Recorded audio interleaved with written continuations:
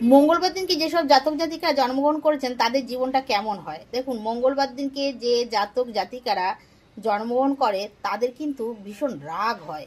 রাগটা কীরকম জানেন? তাও হঠাৎ করে রেগে যায়, আবার সেই রাগটাও কিন্তু হঠাৎ করে পড়ে যায়। আর এরা খুব ন্যায়বাদী হয়।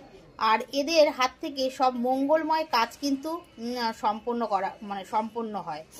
হ্যাঁ, এরা কিন্তু যে কোনো অনুষ্ঠান মানে মঙ্গলময় অনুষ্ঠানে যোগদান দিতে বেশি ভালোবাসে। এরা কিন্তু ভগবানের উপর কিন্তু বিশ্বাস অগাধ থাকে।